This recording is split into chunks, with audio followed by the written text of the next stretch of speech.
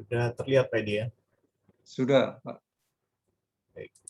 Selamat sore Ibu Bapak sekalian. Sore ini tidak akan bicara tentang pabrik semen, tapi sesuatu yang terkait sama semen, yaitu kondominium di Amerika yang runtuh. Kejadiannya kondominium itu terdiri dari beberapa menara, tower. Yang runtuh itu yang tower selatan, terdiri dari 12 lantai, terletak di pinggir pantai, daerah yang sangat mahal gitu di Miami, Florida, Amerika. Kejadiannya tanggal 24 Juni, jadi sekitar sebulan yang lalu lah. Hampir kira-kira tengah malam, waktu setempat pukul 1.25. Akibatnya adalah 98 orang meninggal per hasil 22 Juli dan pencarian korban ditutup tanggal 23 Juli, jadi 1 bulan gitu, dan tidak ada tambahan korban yang meninggal. Dan tambahan juga adalah 11 orang cedera.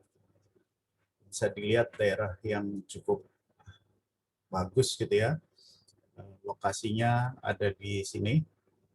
Ini bagian dari pinggiran kota Miami, menghadap ke Samudra Atlantik. Di sebelah kanannya itu Samudra Atlantik. Kalau di gambar tadi juga sebelah kanannya adalah Samudra Atlantik. Sangat bagus sekali, bisa dilihat gambarnya. Ini sebelum kejadian, tower yang sebelah kanan itu yang runtuh, kemudian menghadap ke Samudra Atlantik. Jadi sangat bagus sekali dan di daerah yang memang mahal.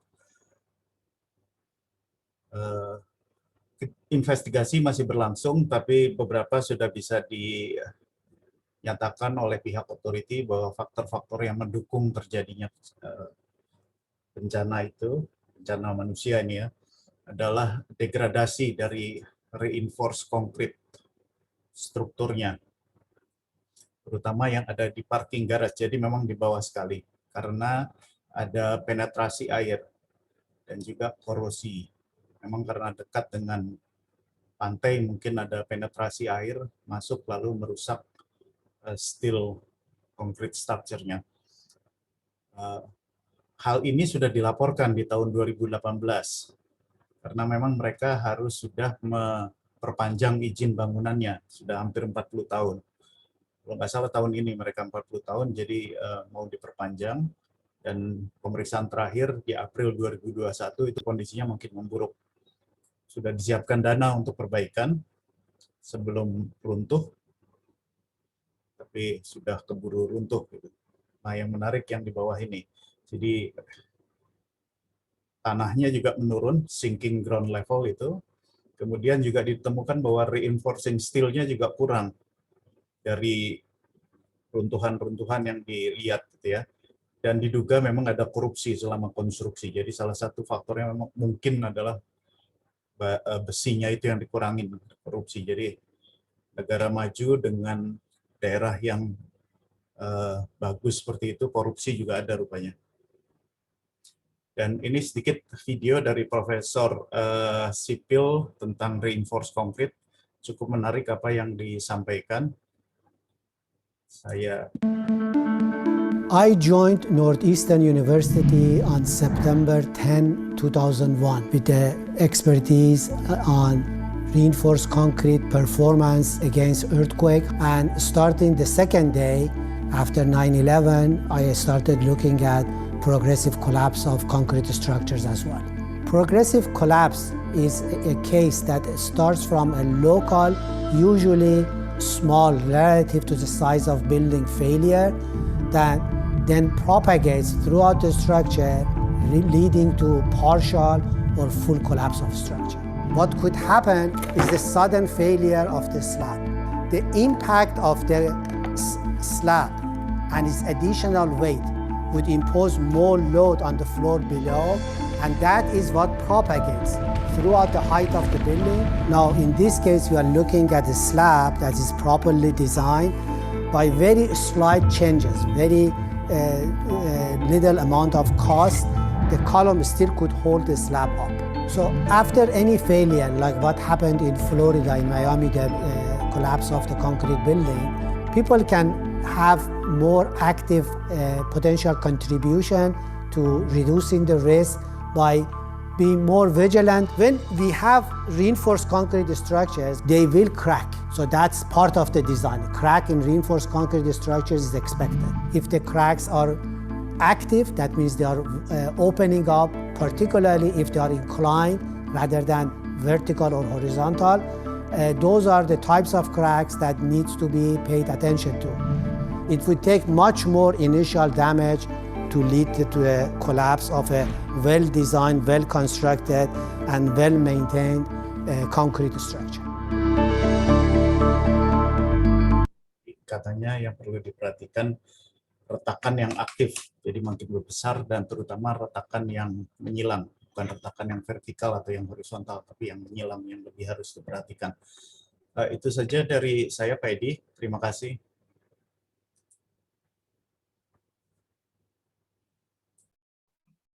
Baik, terima kasih Pak Falwijaya yang sudah menyampaikan safety moment-nya yang terkait dengan semen.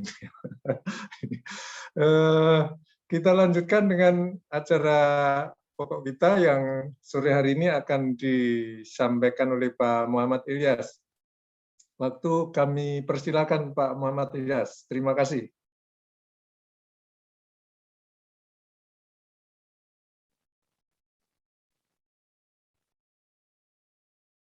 Mikrofon masih mute, Pak. Ya, saya ulangi. Selamat sore semua para peserta webinar DKTF PI hari ini. Assalamualaikum warahmatullahi wabarakatuh. Saya Muhammad Ilyas dari PT Semen Boso Maros akan sharing pengalaman retrofit panel variable spin drive di pabrik semen Bosowayan di Maros. Izin share materi.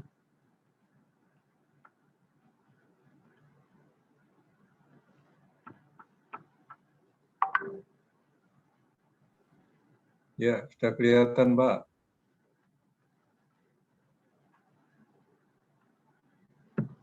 Ya, ini outline-nya.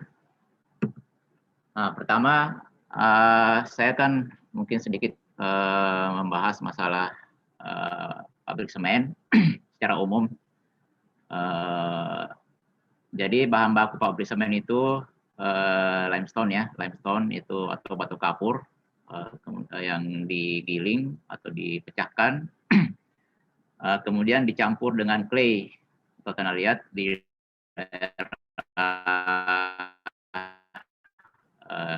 crusher dan hasilnya disimpan dalam suatu storage.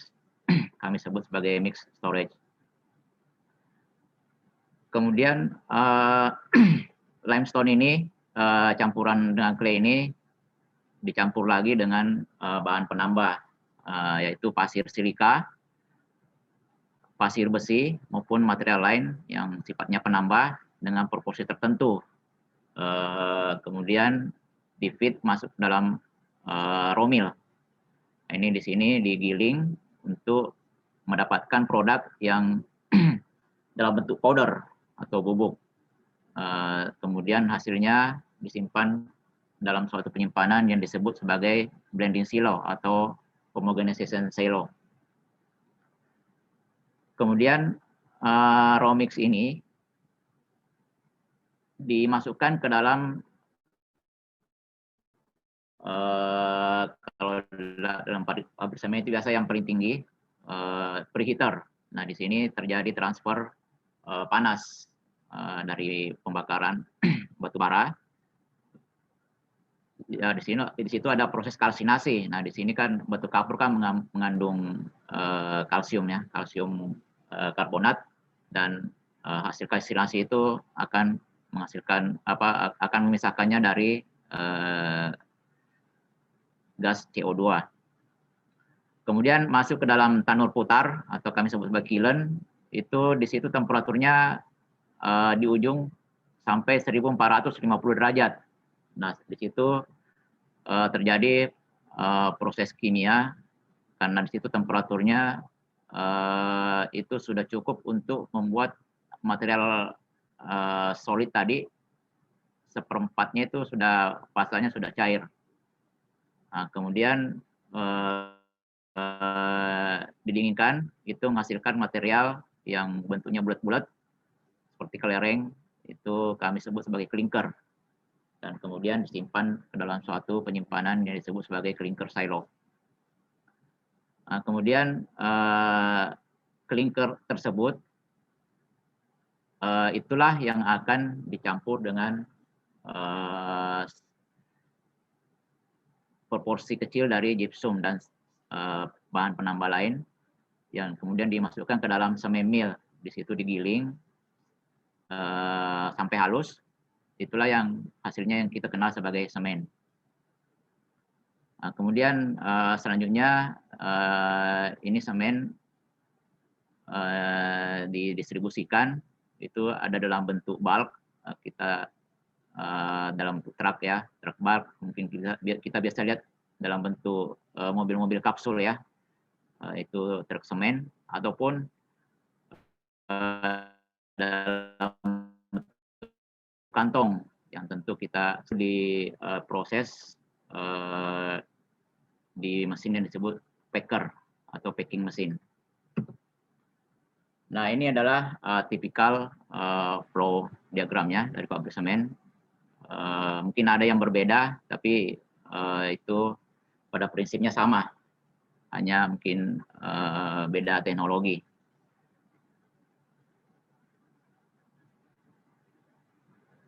Jadi mulai dari ini quarry, di quarry inilah atau lokasi tambang. Ini di sini limestone-nya atau batu kapurnya ditambang ya, ada macam-macam. Kalau yang lunak mungkin tinggal di sopel, ataupun kalau yang keras harus dibor dan harus pakai dinamit untuk diledakkan menjadi pecahan-pecahan kecil. Kemudian seperti tadi sudah dijelaskan,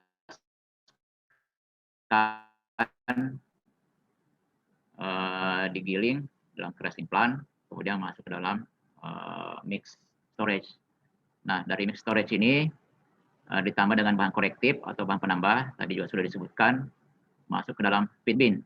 Nah, feed bin ini di sini diatur proportioningnya. Jadi ada proportioning sekian persen bahan ini, sekian persen bahan ini, istilahnya dosing. Nah, kemudian masuk ke dalam raw mill. Ini mesin penggilingnya.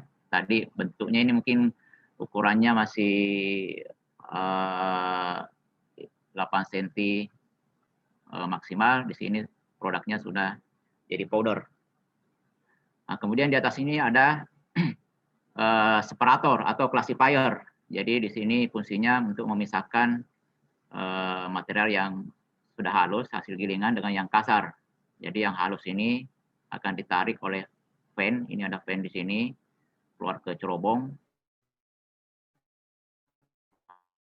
Tapi dia melalui dulu penangkap debu atau kita kenal sebagai electrostatic precipitator.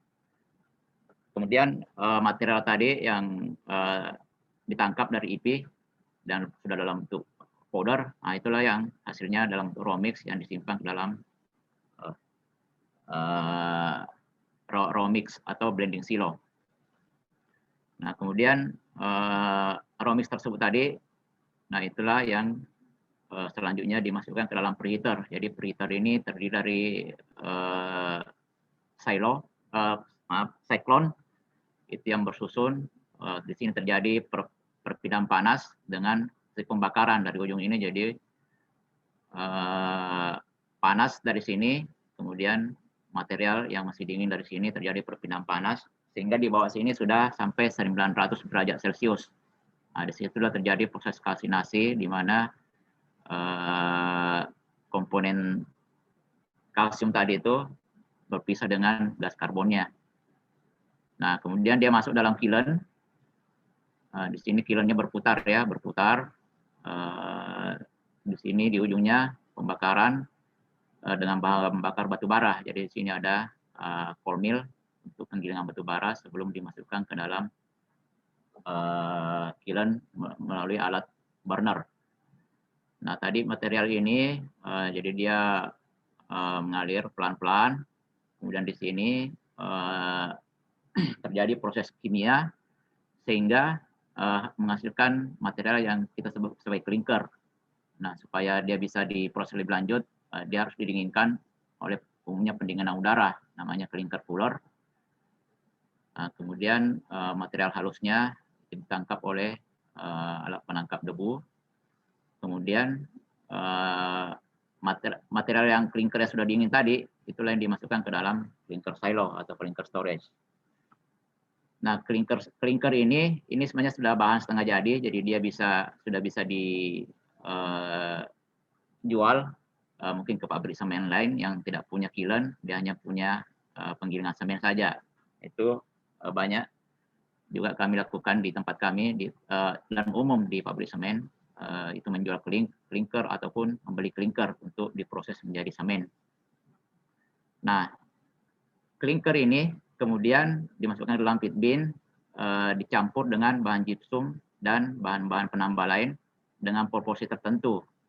Nah, itulah yang kemudian dimasukkan ke dalam semen mill. Yang kelihatan di sini adalah semen mill yang bentuknya seperti tabung ball mill. Kita sebut sebagai ball mill, jadi ada bola-bola dalamnya, itu yang menggiling material tersebut hingga menjadi semen.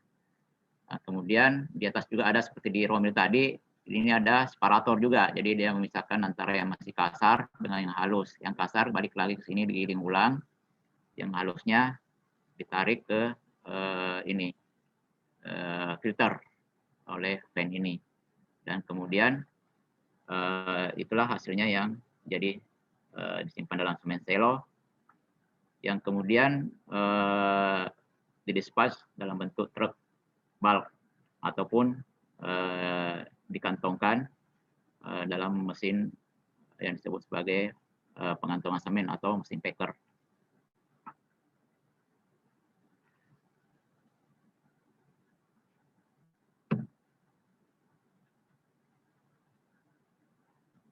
Ya, selanjut itu tadi pengalaman dari pabrik semen. Nah, kita masuk ke materi selanjutnya. Jadi pabrik semen itu dengan segala macam kebutuhannya itu memerlukan kontrol yang presisi ataupun akurat supaya operasinya itu bisa dipenuhi yang secara optimum, supaya bisa dapat beroperasi secara efisien, misalnya penggunaan batu bara, kemudian penggunaan power listrik, penggunaan energi, dan semua peralatan beroperasi pada optimum. Dan tentu juga untuk memenuhi standar kualitas dari semen yang dihasilkan, karena itu harus melalui berbagai proses tadi, sehingga kalau ada yang tidak memenuhi dari parameter proses itu, nah itu semennya bisa tidak masuk dalam standar kualitas.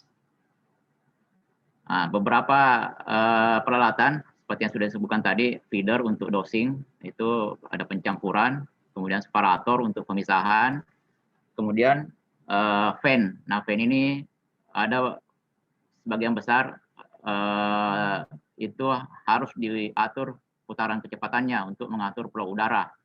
Maka ini berpengaruh pada pengoperasian pabrik semen.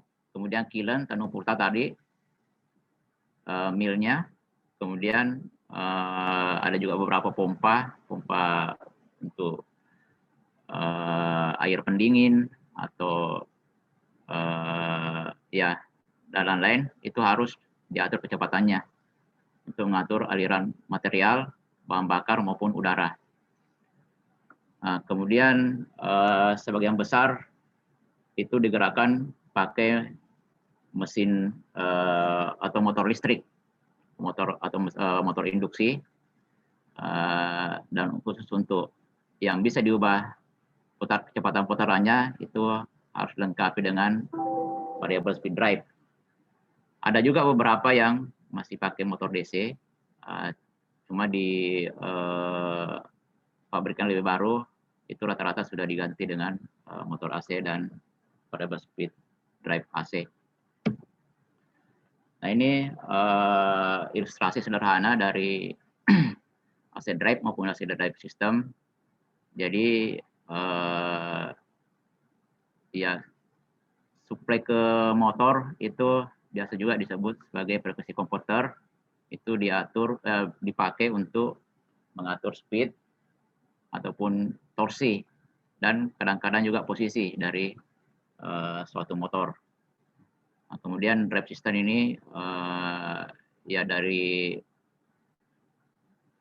AC drive-nya, kemudian motor, kemudian biasanya ada dilengkapi dengan gearbox dan lain-lain untuk pengurangan speed secara mekanis atau reducer, speed reducer. Nah, ini yang paling umum di penggunaan di PSD drive AC. Jadi pada prinsipnya AC drive itu mengubah tegangan dari jala-jala dan current-nya yang 50 Hz, kemudian tegangan tertentu sesuai dengan tegangan panel drive atau motor menjadi arus maupun tegangan dengan frekuensi maupun besaran yang bisa dirubah-rubah. Nah, secara komponen AC drive itu terdiri dari satu rectifier, kemudian DC voltage, circuit, inverter, dan kontrol elektronik. Nah, semua operasi dari AC drive ini diatur oleh kontrol elektronik.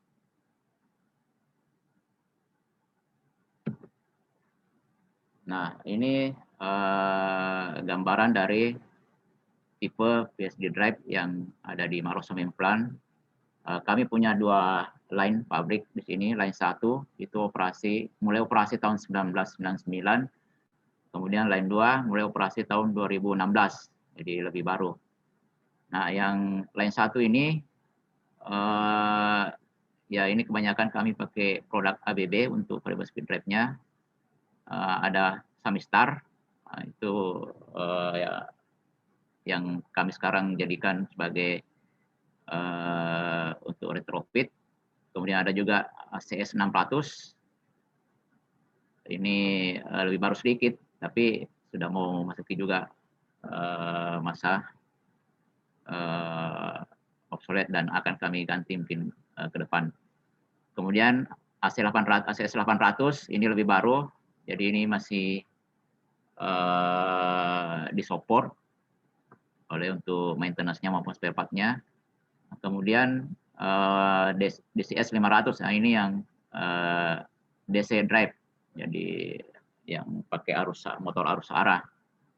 Nah, ini juga sudah mulai terbatas, sudah tidak diproduksi lagi, tapi masih disupport untuk servisnya.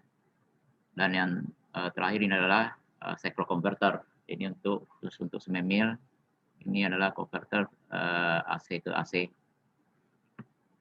Kemudian line 2 ini karena dia lebih baru, yang rata-rata juga memakai speed yang sudah lebih baru. Jadi kami punya MP drive, jadi tegangan medium voltage, kemudian ACS 800 sama di atas, kemudian yang kecil-kecil ada ACS 550 maupun ACS 355, dan ada juga kebetulan produk dari Schneider. Nah, ini ya gambaran dari variable speed drive Samistar. Itu beroperasi sejak tahun 1999, tapi sebenarnya dia kalau mulai aktifnya itu tahun 85 kalau mulai diproduksinya. Nah, itu berarti memang sejak kami pasang ini memang sudah lama dia aktifnya, baru sudah dipasang di tempat kami. Kemudian tegangan inputnya disuplai dari suatu konverter transformer, turunkan dari tegangan 11 kV ke tegangan 0,9 atau 690 volt. Kemudian outputnya itu terkonek ke motor AC, motor induksi, tegangan 0,69 kV dengan beberapa kapasitas, ada 1200 yang paling besar, 1150 yang besar, kemudian yang paling kecil 400. Nah, ini sistemnya masih pakai PWM ya, pulse width modulation. Kemudian untuk komponen inverternya itu memakai thyristor yang GTO atau get turn off. Kemudian di kapasitor banknya memakai kapasitor elektrolitik, dan menurut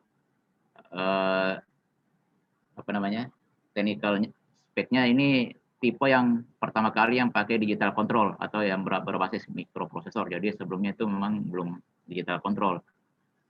Kemudian dia sudah punya serial data komunikasi. Kemudian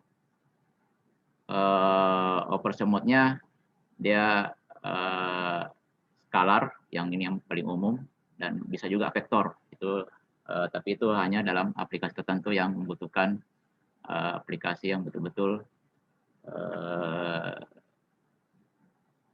akurasi tinggi dibutuhkan. Nah, ini layout-nya. Jadi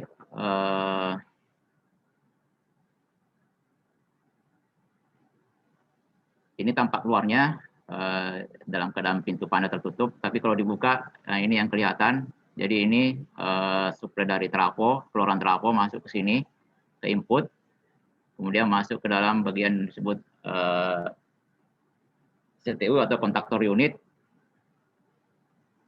kemudian masuk ke dalam RCU atau line converter unit. Nah, ini yang tadi di ilustrasi depan, ini yang mengarahkan dari AC ke DC.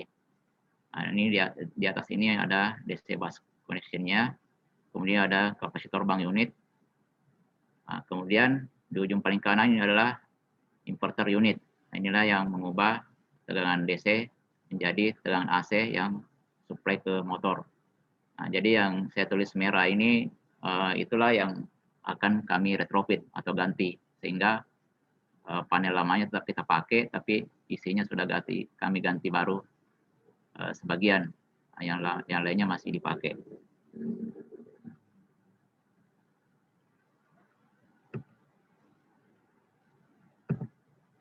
Nah, ini skematik diagramnya. Nah, tadi sudah dijelaskan secara singkat. Jadi CTU itu adalah kontaktor unit.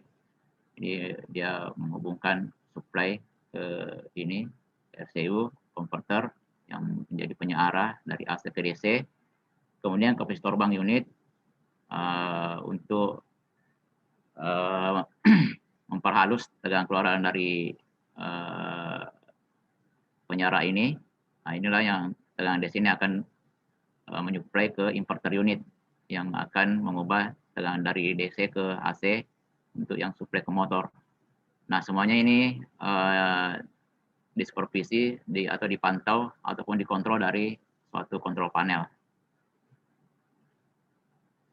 Nah, ini penjelasan ya lebih ini dari kontaktor unit. Jadi ada kontaktor, ada diskonektor, ya. Kemudian ada control board,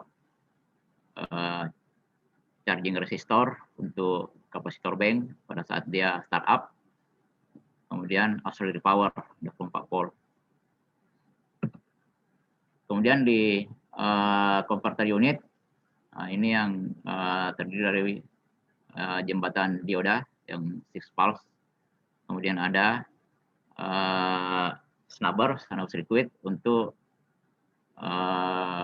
melindungi dioda dari lonjakan tegangan sesaat atau spike. Kemudian juga ada induktor atau shock, ini akan meredam perubahan arus yang terjadi biasa dari sisi input maupun output. Kemudian ada cooling fan dan proteksi temperatur, sensor temperatur. Kemudian di kapasitor bank unit, nah ini untuk mengurangi ripple yang dari jembatan dioda tadi. ada beberapa kapasitor dipasang secara paralel maupun seri.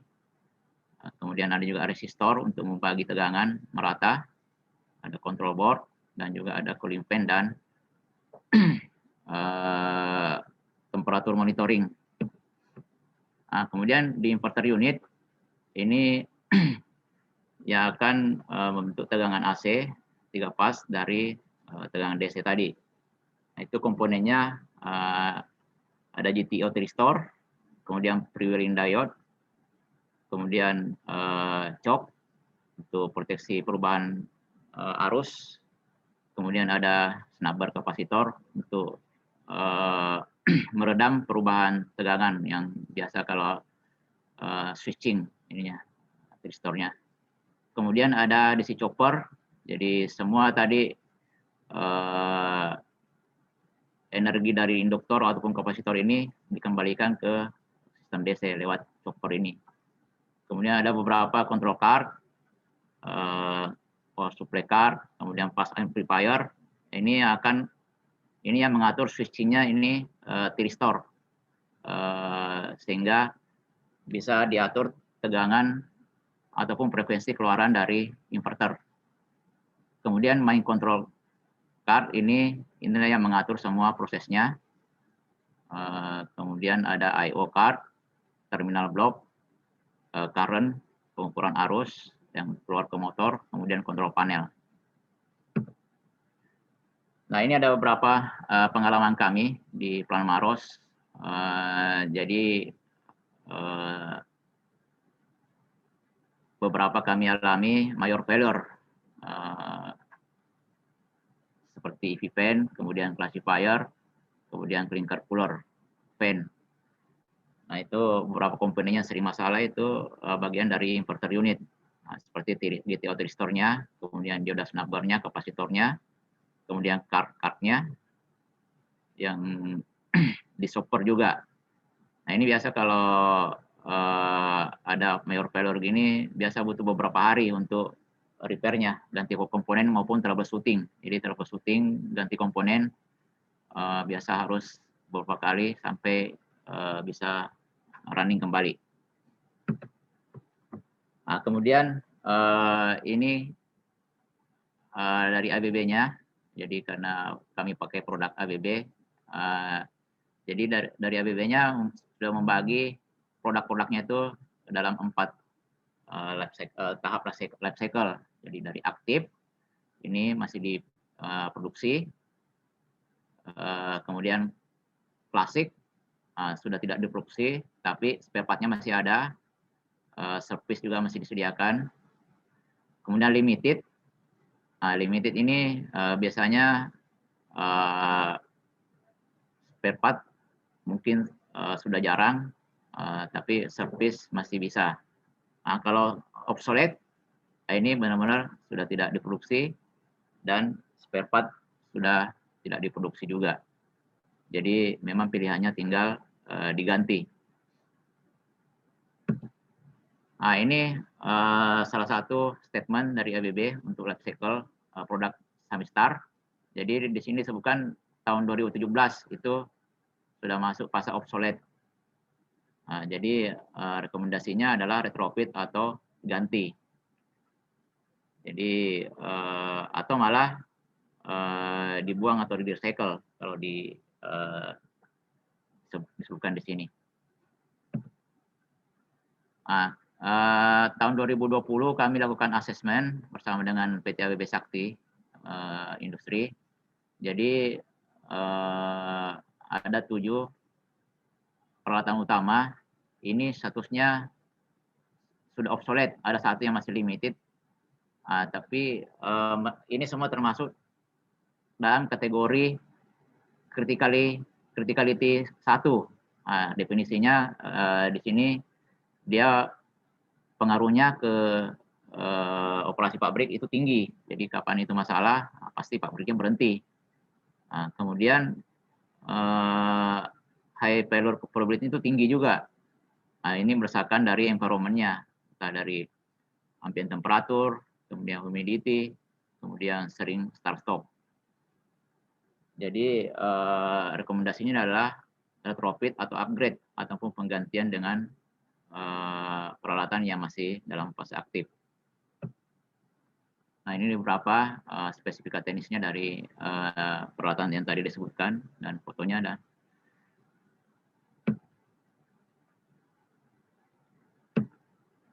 Nah, kemudian ya ini adalah ilustrasi dari performance atau reliability terhadap waktu. Jadi semakin berjalan waktu, itu peralatan akan mengalami aging, dan suatu saat mungkin dia akan breakdown, di repair, tapi dia performance atau reliability tetap akan turun. Nah, kalau sudah seperti ini, itu pilihannya ya ini tinggal 3 ini, upgrade, retrofit, atau ganti. Nah, kalau yang maintenance yang mungkin yang masih dalam fase aktif ataupun fase klasik, nah itu mungkin maintenance masih bisa dipertahankan. Nah, ini fokus ke retrofit, jadi dia bisa menyelesaikan masalah aging, kemudian performance sudah menurun, kemudian juga pengetahuan terbatas, dan reliability yang sudah menurun juga. Nah, kemudian ya retrofit ini tidak perlu merubah kabinet maupun motor dan kabel-kabel, sehingga dia akan mengurangi biaya, juga downtime, dan cepat pemasangannya, dan juga pemasangannya bisa bertahap. Nah, ini ada pilihan apakah mau pakai standar retrofit atau pakai frame. Kalau standar ini komponennya sudah di pre-assembly, tapi disesuaikan dengan kondisi lapangan. Jadi dimensinya mungkin ada yang harus disesuaikan, kemudian konektor-konektornya harus diatur sesuai dengan kondisi panel yang mau di retrofit. Nah, kemudian yang pilihan kedua ini sudah dalam bentuk frame, jadi sudah terassembly semua di dalam. Jadi kalau dibawa ke lapangan itu tinggal masukkan, langsung connect, yaitu bisa lebih cepat. Nah, ini perbandingan lainnya sama. Nah, ini adalah contoh modernisasi, contoh retrofit dari ACS 600 ke ACS 880. Yang tipe terbaru. ACS 600 ini kami ada juga di sini, cuma itu belum kami lakukan untuk retrofitnya. Kedepannya kami akan lakukan. Nah, kemudian ini yang standar tadi ya, standar ini artinya ini di assembly, sudah di pre-assembly, tapi kondisi di lapangan disesuaikan, kabinet-kabinetnya itu disesuaikan dengan modul baru yang mau dipasang. Nah, beda kalau yang frame retrofit, ini langsung satu frame ini langsung dimasukkan ke dalam kabinet existing. Nah, kemudian ini adalah perkembangan dari ABB PSD drive. Jadi tadi saya sebutkan ini yang tipe yang kami yang punya di Plan 1 adalah SAMI Star.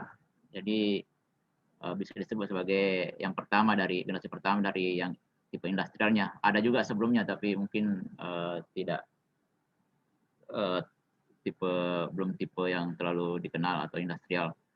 Nah, kemudian produk berikutnya itu ACS 600. Jadi ini sudah mengaplikasikan metode direct torque control atau DTC. Ini sistem kontrol terbaru yang mana yang ABB sebagai salah satu pabrikan yang banyak memakai ini atau memproduksi ini. Kemudian produk selanjutnya adalah ACS 800. Ini keluarnya sekitar tahun 2000-an, 2010-an. Itu lebih kompak.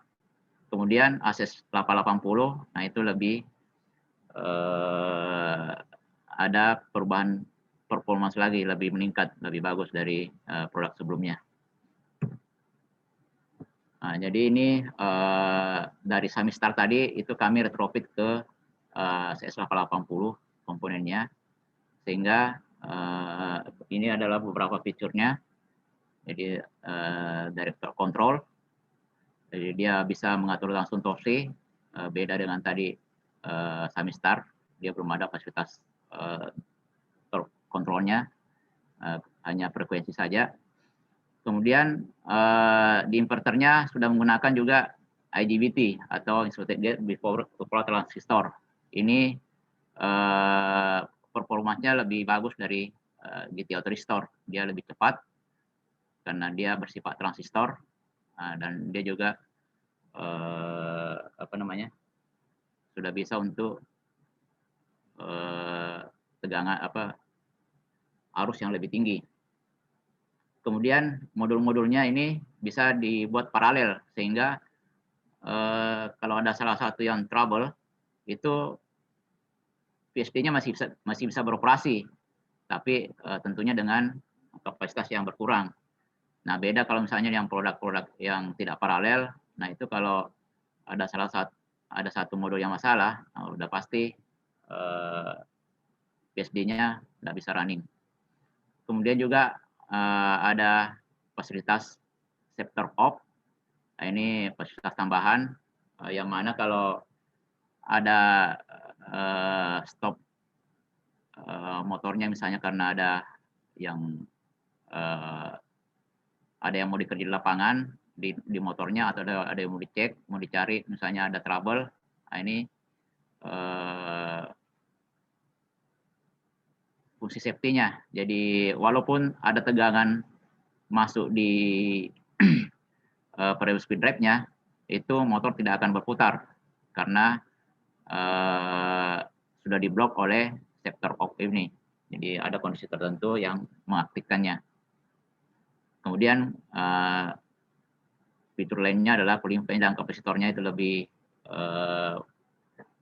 berumur panjang. Kemudian control unit dan I/O-nya bisa diprogram dan bisa di extend. Kemudian memori unitnya bisa disimpan ataupun bisa sebagai backup terpisah. Jadi dalam kondisi tertentu bisa di loading ulang. Nah, inilah skematik diagramnya. Pada prinsipnya sama tadi dengan basic drive tadi. Cuma di sini ada tambahan mungkin, tapi ini opsional. Ini yang 9, 10, 11 ini adalah brake. Jadi kalau misalnya motornya stop, itu biasa energinya kembali ke DC bus ini. Cuma kalau tidak dibuang, itu bisa merusak. Jadi dia dibuangnya ke brake resistor ini dalam bentuk panas. Nah, kemudian ini adalah skematik diagram dari inverter unit yang mana yang kami masuk dalam modul retrofit kit. Jadi di atas connect ke DC supply, kemudian charging switch sama charging resistor ini opsional, kemudian ada fuse, kemudian ini inverter modulnya, dan inilah yang akan connect ke motor. Nah, ini proses dari retrofit atau desainnya. Jadi trafonya tetap dipakai, trafo di inputnya, kemudian motor dan kabel unit tetap dipakai, kontaktor unitnya tetap dipakai, converter unit tetap dipakai. Nah, yang dilepas atau diganti adalah kapasitor bank unit, kemudian inverter unit diganti dengan AC880, kemudian kontrol panelnya juga diganti dengan ACS880. Nah, ini prosesnya dimulai dari tahun 2009, kemudian sampai pemasangan di akhir tahun 2020 untuk EP fan. Kalau clinker, cooler, dan classifier, Romil itu Januari, Februari 2021. Nah, untuk cold mill sama semi mill separator ini sudah diorder juga. Tinggal menunggu proses ordernya. Nah, kemudian ini sequence-nya. dalam implementasi retrofit, lepas kabel, kemudian lepas modul lama, kontrol modul, inverter modul, kapasitor bank, kemudian install frame, install busbar DC, kemudian install inverter baru dan kontrol modul baru, kemudian wiringnya, connect kabel ke motor, fuse, kemudian energize dan test running, kemudian tuning untuk speed controlnya. Ini adalah beberapa step-stepnya dalam bentuk gambar. Jadi ini di assembly di lokasi, dipasang. Ini akan jadi frame untuk modul inverter ACS880 yang baru ke dalam kabinet lama. Ya, ini inverter modulnya sudah masuk. Ya, kemudian pemasangan aksesoris sampai selesai assembly. Inilah foto-fotonya. Ini tampilan dari Samistar. Jadi masih dalam bentuk kart-kart elektronik. Ini ya lumayan ini juga kalau troubleshooting harus dicari satu persatu. Nah, ini dikasih keluar modul lama. Kemudian pemasangan frame untuk modul baru. Jadi dia harus disesuaikan karena dimensinya beda sehingga harus ada frame yang sesuai dengan modul baru, tapi connect-nya ke konektor kabinet lama. Nah, ini adalah kontrol modul dan komunikasi modul yang baru yang sudah dipasang juga. Nah, ini sudah dalam posisi terpasang semua modul inverter ACS880 yang baru ke dalam panel Samistar yang lama. Ini adalah tampilan dari display control unit pada saat test run. Jadi ini sudah speed control, set point ini dari DCS atau dari control room. Kemudian ini adalah arus motor dan tegangan DC bus.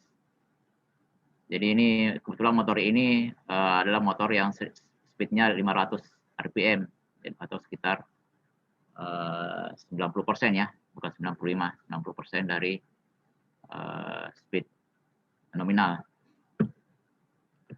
Kemudian pada saat commissioning test run, ini pastikan semua mechanical dan electricalnya sesuai dengan manual.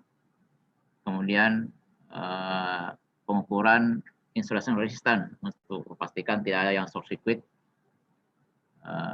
Kemudian ini adiran tes ini itu dibutuhkan untuk mendapatkan model dari motor induksi karena sistem DTC itu, director control itu, dia memerlukan model dari motor yang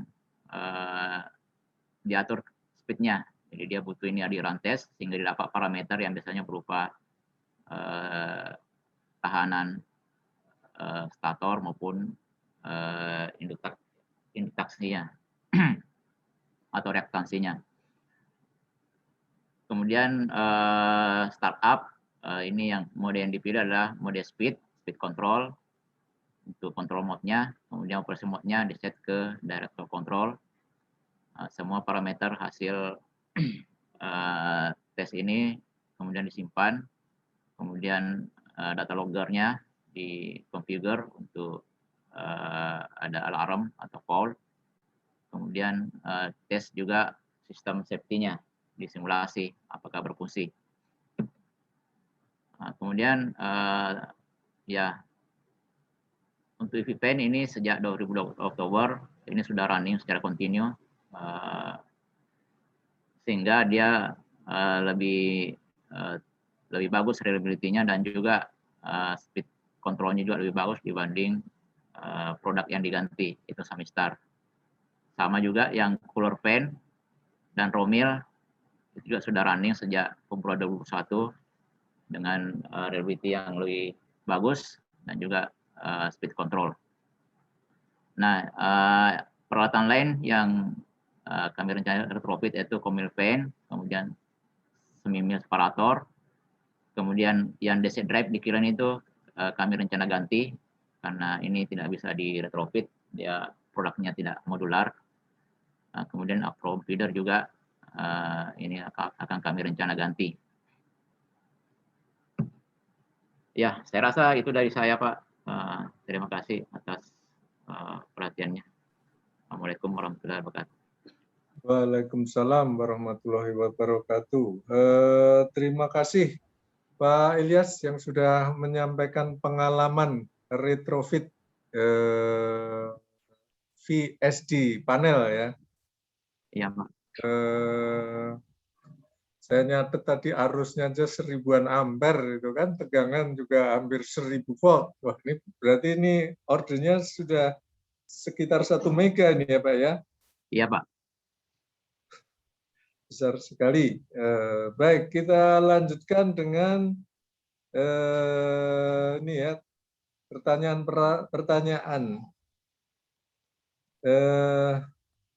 Pertama dari Pak Fahri. Ini, Pak, saya mau bertanya, ketika truk akan melakukan pengisian ke setiap proyek, maka akan dilakukan tes sampel. Dan tes tersebut dilakukan beberapa hari, dan jika sampel itu kurang standar dari persyaratan struktur, lalu semen tersebut sudah dilakukan pada, oh ini yang ini ya, mungkin pertanyaan ini tentang semen ini. Iya. Oh, ini. Itu lebih ke orang sipil itu, Pak. Orang sipil ya. Ini ya, oke. Agak keluar. Baik, berikutnya Pak Taufik. Izin bertanya, untuk AC drive itu setahu saya umumnya variable voltage, variable frekuensi. Jika untuk mengatur kecepatan motor, maka tegangannya harus berubah juga. Sedangkan pengaturan motor AC kan cukup diatur frekuensi atau pole-nya saja. Nah, ini gimana nih penjelasannya nih, Pak? Ya, betul, Pak. Jadi yang dalam bentuk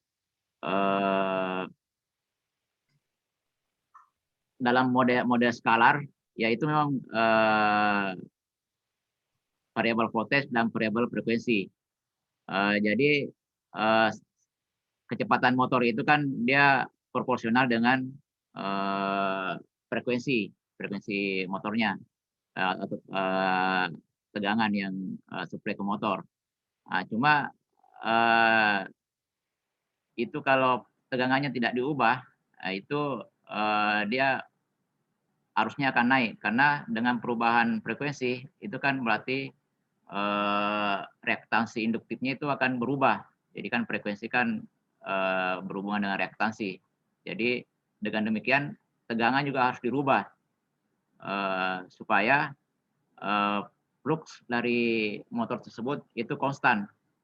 Karena kalau tidak itu akan arusnya akan tinggi. Jadi memang dalam pengaturan variabel voltage, variabel frekuensi itu disebut sebagai mode skalar, itu mempertahankan perbandingan antara V per F, tegangan per frekuensi, itu harus konstan. Nah, itulah prinsip dari kontrol mode skalar. Nah, itu umum untuk variable speed drive yang tidak memerlukan performance yang paling tinggi. Jadi mengubah tegangan dan mengubah frekuensi. Saya rasa itu, Pak. Jadi. Baik, berikutnya ini pertanyaan banyak sekali dari Pak Muhammad Arifin. Ada 6 pertanyaan nih, Pak. Ini dengan ujian nih lebih ini loh, ini lebih berat ini, Pak. Ini ada 6. Pertanyaan pertama, bagaimana basis menentukan setting torque dan speed motor VSD? Apakah boleh motor berputar melebihi putaran NS motor? Ini, kecepatan sinkron ya, ini mungkin ya. Satu-satu, Pak. Ini ya, pertanyaan nomor 1. Pada prinsipnya variable speed drive itu bisa mensuplai sampai ada yang bisa sampai 200 Hz atau 300 Hz. Sementara kan biasanya kan motor dia desainnya sampai 50 Hz saja. Nah, jadi bisa lebih dari speed nominal, cuma biasanya tegangannya sudah konstan, sehingga tadi itu otomatis juga torsinya akan turun. Ada kalau dia melebihi kecepatan nominalnya. Nah, dan itu juga ada batasnya. Jadi ada batasan mekanis dari pabrikan motor. Tentu kan ada bearing, ada sub segala macam, itu sudah didesain untuk dia putaran nominal. Tapi secara praktis itu bisa, dan variable speed drive itu memfasilitasi itu. Baik, berikutnya nomor 2, bagaimana membatasi voltage dari PWM agar tegangan output VSD tidak melebihi rated voltage motor?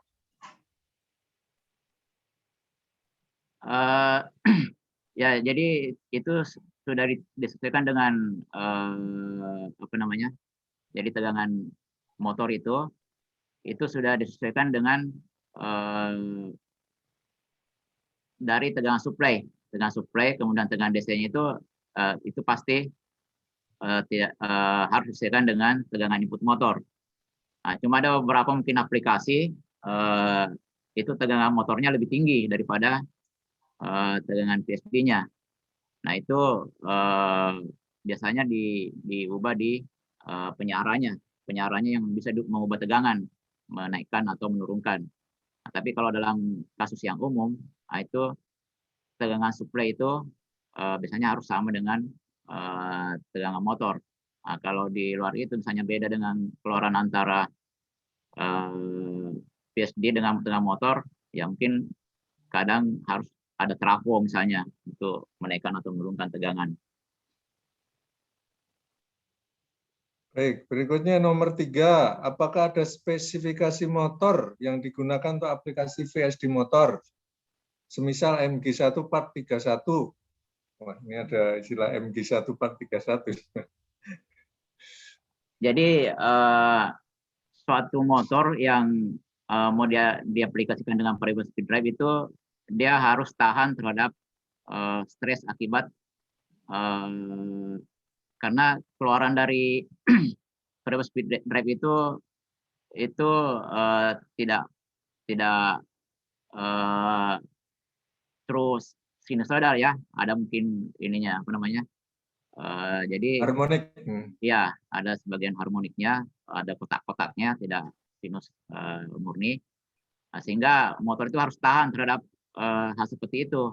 Nah, itu mungkin ada desainnya, kemudian dia juga ada bearing current, dia harus tahan terhadap itu, harus ada di bypass karena biasa ada bearing current. Kemudian itu kipas pendinginnya. Nah, itu kan biasa kipas pendinginnya kalau motor biasa yang bukan untuk aplikasi variable speed, itu kan dia cuma ngikut di putaran sak motor. Nah, pada saat speed rendah kan artinya putaran kipasnya juga akan rendah, sehingga motornya akan kepanasan. Nah, biasanya kalau untuk aplikasi PSD, itu kipasnya itu harus supply power tersendiri. Jadi dia tetap full speed, walaupun misalnya motornya lagi speed rendah, sehingga pendinginannya akan maksimal. Baik, nomor 4. Berapa batasan minimum panjang kabel dari VSD ke motor? Itu beda-beda. Biasanya harus tiap PSD itu ada beda-beda ininya, desainnya. Ada mungkin yang 100 meter maksimal. Kalau lewat dari itu, biasanya sudah harus ada tambahan filter untuk melindungi pengaruh dari kabel yang panjang tersebut, melindungi drive dari pengaruh kabel yang panjang tersebut. Nomor 5, apakah ada special cable untuk aplikasi VSD motor ini? Kalau special cable yang memang biasa didefinisikan itu kabelnya harus ada shieldnya ya, ada shieldnya sehingga harmoniknya itu ataupun ininya tidak mempengaruhi kabel signal misalnya, dan peletakannya itu pun harus terpisah tersendiri karena dia bisa mengenerate apa namanya pengaruh atau noise ke kabel signal. Berikutnya yang pertanyaan nomor 6, apakah ada motor yang running pada putaran rendah? Bagaimana mengatasi cooling fan motor yang putarannya rendah? Ya, tadi sudah dijelaskan. Jadi untuk aplikasi variable speed drive itu kipasnya itu harus punya supply terpisah. Jadi dia tetap akan full speed pada saat putaran rendah motornya. Baik, berikutnya dari Pak Andika Lesmana. Untuk area conveyor menggunakan full cord switch enggak, Pak? Kalau boleh tahu di Maros menggunakan brand apa? Dan untuk conveyor kira-kira membutuhkan full core switch berapa? Terima kasih.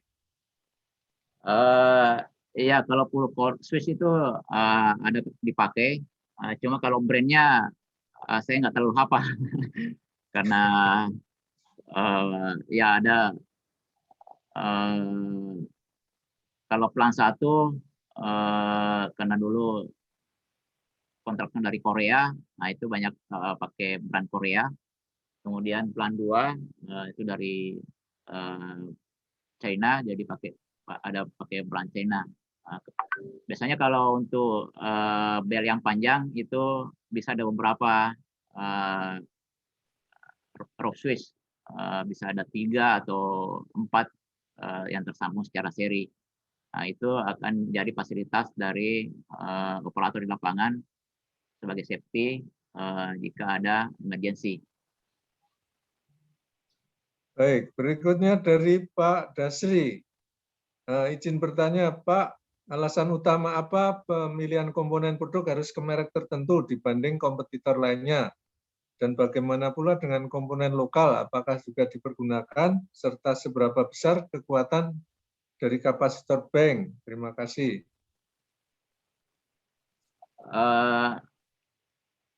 Ya kalau pemilihan produk sendiri, ya sebenarnya kalau di listrik itu mungkin ada 3 pemain utama untuk AC drive ini, ada ABB, ada Siemens, dan juga ada Schneider. Nah, ya sebenarnya semuanya mungkin ada kelebihan dan kekurangan masing-masing. Cuma memang untuk plan 1 ini itu adalah proyek turnkey, jadi memang peralatannya itu sudah ditentukan sebelumnya merek ABB, sehingga kami retrofit pun kami mengacu ke produk ABB juga. Nah, kalau untuk komponen lokal, nah saya juga belum definisi lokal ini apakah maksudnya perusahaan lokal atau pabriknya di Indonesia, karena ada juga seperti itu, walaupun misalnya Schneider ataupun Siemens tapi punya pabrik di Indonesia, sama lah seperti mobil misalnya. Jadi seperti itu. Jadi kalau komponen-komponen seperti kontaktor, NCB, dan yang sederhana itu sudah bisa dibuat lokal. Tapi kalau yang PSD drive ini, setahu saya belum ada. Perakitannya mungkin ada, tapi kalau untuk pabrikannya belum ada. Kemudian mengenai kapasitor bank tadi itu, jadi salah satu fungsi dari kapasitor bank ini selain untuk memperbaiki power factor, ya karena biasa PLN memberikan denda kalau power factor rendah, juga untuk meredam harmonik yang utamanya banyak ditimbulkan oleh peralatan variable speed drive ini. Baik, berikutnya dari Pak Benny Marbon nih, MKI ya. MKI ini apa? Masyarakat Ketenagalistrikan Indonesia. Penggunaan VSD, bagaimana dampak harmonix, bagaimana besaran THD arus, THD tegangan, dan total demand distortion TDD. Salam.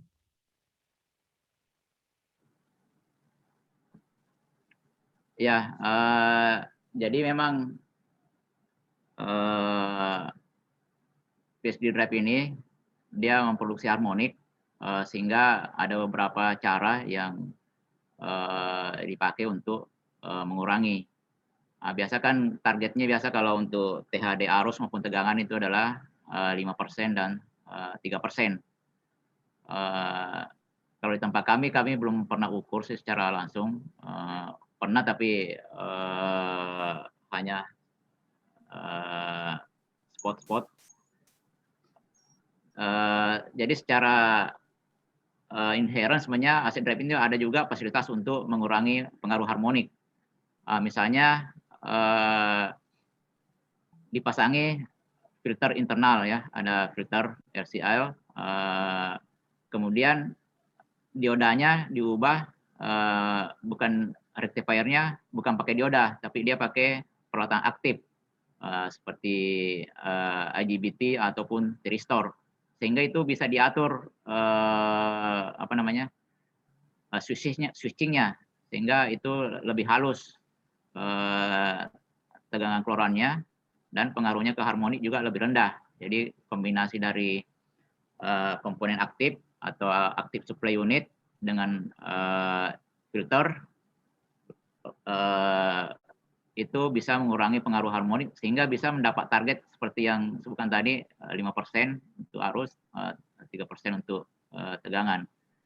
Hal lain yang bisa dilakukan adalah dari rectifier ini ada yang sistem 6 pulse, ada yang sistem 12 pulse. Nah, yang sistem 12 pulse ini itu harmoniknya lebih rendah daripada yang 6 pulse, tapi tentu lebih mahal dan membutuhkan lebih banyak komponen. Saya rasa itu, Pak. Baik, berikutnya dari Pak Lukman. Ada dua. Pertanyaan pertama, tadi sempat disebut ada cyclo converter. Apa bedanya dengan VSD? Karena sama-sama AC to AC converter. Satu dulu, Pak. Jadi cyclo converter ini tidak ada komponen DC-nya. Jadi langsung input AC, keluaran AC tidak dirubah dulu ke DC. Ini biasa dipakai untuk aplikasi tertentu, seperti tempat kami itu untuk motor sinkron, untuk motor sememil dengan putaran yang sangat rendah. Jadi dia memang cocok untuk aplikasi seperti itu. Baik, pertanyaan kedua, apakah alasan retrofit ini karena aging saja atau karena kenaikan kebutuhan kapasitas? Terima kasih. Ini lebih karena aging dan reliability yang menurun. Jadi untuk penggantian itu mungkin mahal. Jadi ada solusi untuk retrofit, memanfaatkan sebagian komponen yang ada dan mengganti komponen yang diperlukan. Jadi itu saya kira solusi yang cukup menarik bagi kami. Baik, berikutnya dari Pak Tommy Febrian. Untuk pemilihan kapasitas VSD biasanya berapa persen dari kapasitas motor? Karena sering aplikasi di lapangan, sering juga terjadi overload, sehingga setting starting kadang tetap dibuat tinggi. Ya, jadi itu tiap PSD drive itu ada kapasitas-kapasitasnya. Misalnya ada yang 30 kPa, kemudian ada 45 dan seterusnya.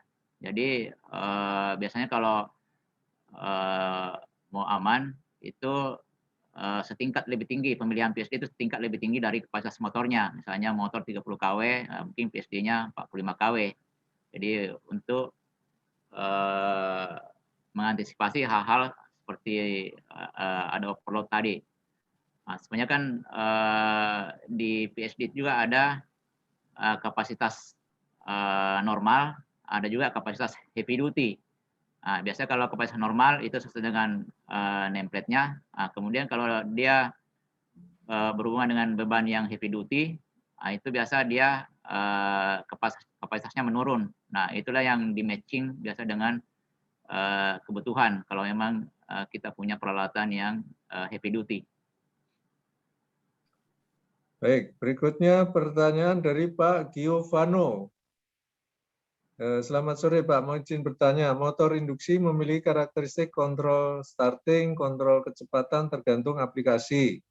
Misal dipakai untuk beban pompa, fan, agitator, conveyor, dan lain-lain. Parameter apa saja yang harus diperhatikan dalam setting AC drive sesuai dengan beban? Terima kasih. Ya, khusus untuk aplikasi fan maupun pompa, yaitu torsinya kan berubah, jadi makin tinggi speed, itu torsinya itu akan bertambah juga, malah bertambahnya secara kuadrat. Kalau aplikasi seperti conveyor, itu kan biasa konstan ya, konstan dari speed rendah ke speed tinggi itu torsinya konstan. Sehingga untuk aplikasi conveyor itu biasa startingnya dia harus tinggi torsinya, karena dari starting itu sudah tinggi memang. Beda misalnya dengan fan atau pompa, kalau putaran rendah ya biasa juga torsinya juga akan rendah. Nanti pada saat ditambah putarannya, tambah tinggi, itu baru torsinya juga akan bertambah tinggi secara kuadratik ya. Baik, berikutnya dari Pak Alveo, PT Indokomas Buana Perkasa. Untuk retrofit, apa saja pekerjaan modifikasi yang dilakukan? Apakah ada modifikasi busbar dan dimensi panel? Mohon sharingnya juga terkait berapa lama waktu untuk pekerjaan retrofit tersebut. Terima kasih. Kalau waktunya itu rata-rata 5 hari, Pak. 5 hari itu mulai dari pembongkaran modul lama, kemudian pemasangan frame, termasuk penyesuaian connection ke busbar yang existing, sampai memasukkan modul baru, kemudian connect internal wiring dan eksternal sampai test run. Itu biasa yang pengalaman kami itu rata-rata 5 hari. Kalau pengubahan panel itu secara struktur tidak berubah. Jadi yang itu sudah disesuaikan dimensinya. Jadi memang ini sudah disesuaikan dengan modul, sehingga modul yang baru itu bisa masuk ke frame yang sudah disiapkan sebelumnya. Jadi itu bisa masuk ke dalam panel existing. Baik, berikutnya dari Pak Indro Yulianto. Masih ingat ya Pak? Masih Pak, masih. Oh masih, oke. Pada waktu memilih VSD, kriteria pengontrol seperti apa yang dipilih? Misal PID, apakah PID standar atau IPG atau IPG? Selain itu, pemilihan protokol data ditentukan oleh apa? Terima kasih. Sebelumnya tadi bisa diulang Pak. Nah, ini apa kriteria pengontrol? Misalnya kontrolnya PID, apakah PID kan ada macam-macam ya, PID standar, ada yang IPD, ada yang IPG. Gitu.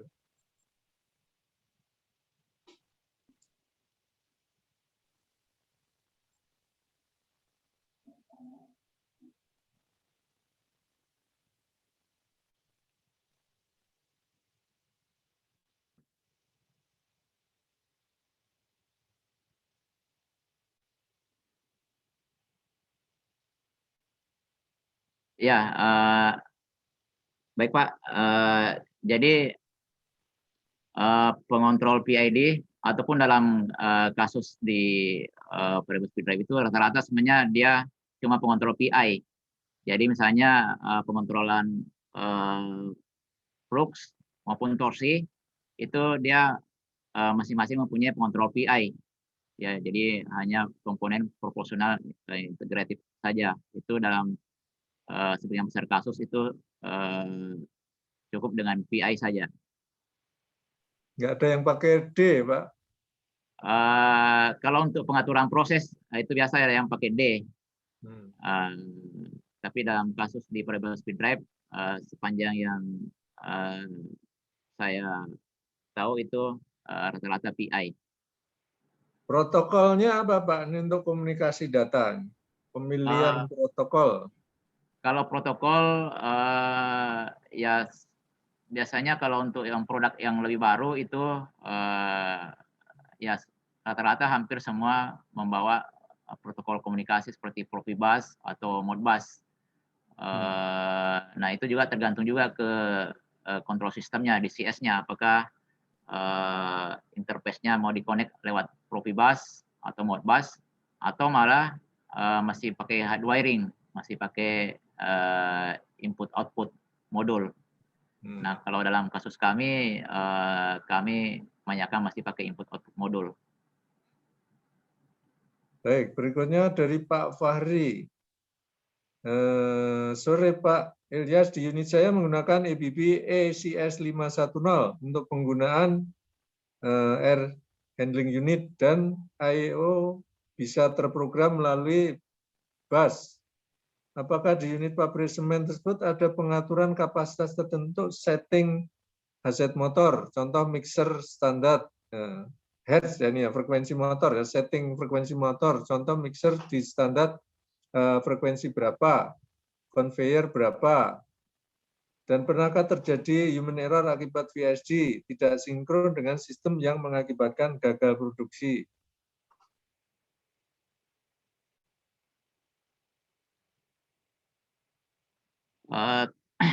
Kalau setting frekuensi,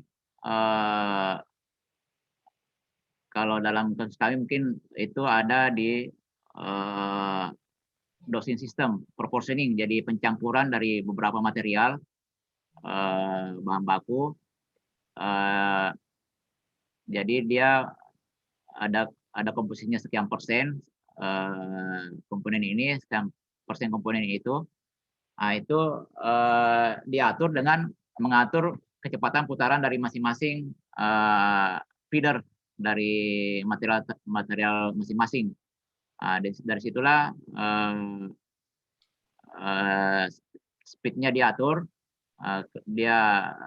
Tapi speed itu dia adalah variabel yang dikontrol untuk mengikuti set point komposisi ataupun flow material yang dibutuhkan.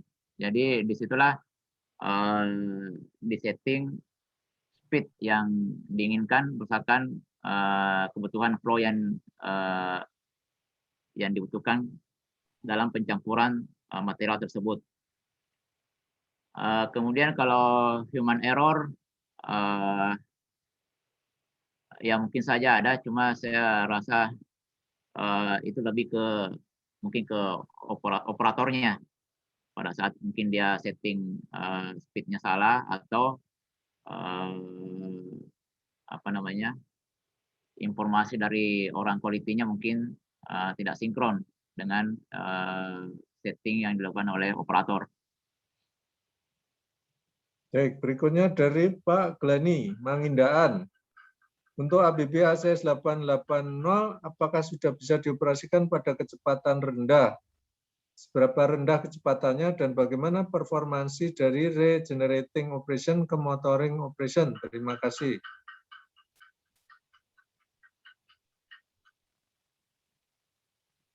Ya, jadi untuk ACS 880 ini untuk torsinya itu itu biasa di atas mode torsi, kontrol torsi itu di atas mungkin 5% speed, tapi di bawah itu mungkin pakai mode skalar. Nah, cuma kalau dibutuhkan torsi untuk starting yang tinggi, nah itu harus diaktifkan mode kontrol torsinya. Nah, kalau untuk regenerating itu kebanyakan biasa dipakai untuk aplikasi seperti hoist atau lift. Nah, kalau untuk fan itu umumnya dia hanya satu putaran saja.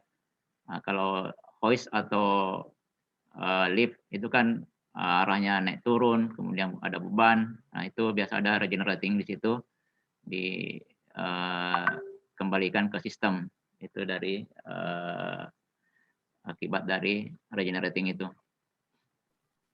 Baik, berikutnya dari Pak Arifin. Berapa tahun jaminan spare part dan servis dari vendor pasca retrofit?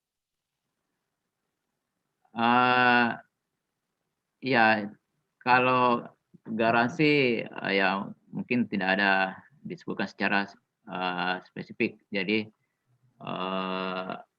yang jelas kami harus siapkan standby spare part. Kalau elektronik kan umumnya dari kalau dia sudah mature di pasaran itu biasa 5 tahun itu masih bertahan. Mungkin setelah itu mungkin harus disiapkan spare part-nya. Baik, berikutnya dari Pak Ferry. Kapasitor bank yang dipakai itu yang berapa step? Untuk pabrik sebesar itu cost fee tiap unit rata-rata berapa? Mungkin itu dulu Pak, ini panjang soalnya pertanyaannya ini. Ya, mungkin itu sudah di luar dari PSD Drive, tapi kalau kapasitor bank unit untuk jaringan distribusi di pabrik kami, untuk line 1 itu kami masih bisa dapat 0,9 power faktornya, kemudian line 2 itu kami bisa sampai 0,95, jadi masih di atas dari persyaratan yang diatur oleh PLN. Di beberapa peralatan di bidang lain ada yang IGBT-nya sering rusak juga. Apakah di pabrik Bapak juga demikian? IGBT yang diganti. Pakai merek apa Pak? Misalnya Mitsubishi, Toshiba, atau yang lain. Terima kasih Pak. Jadi ya kalau IGBT kami pernah alami juga di drive yang pakai IGBT. Itu biasanya apa istilahnya jebol atau malah ada yang short circuit.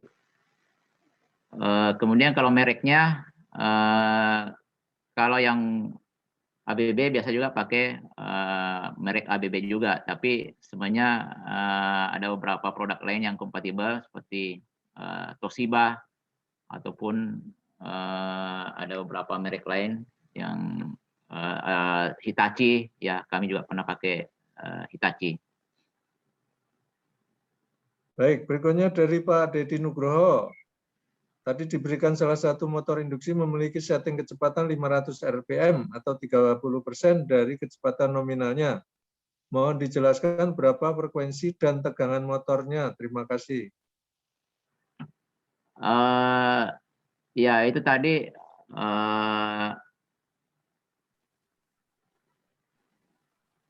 ya ini yang nomor 2 ini sebenarnya itu memang keluarannya adalah 500 rpm. Nah, itu setara dengan 50 Hz. Jadi 50 Hz-nya dia itu adalah 500 rpm.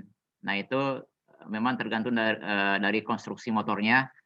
Karena konstruksi motor kan selain dari frekuensi kan dia bergantung dari jumlah polnya. Nah, kalau jumlah pol banyak, misalnya pol berapa ini 8, nah itu dia speednya akan rendah, misalnya 500 rpm.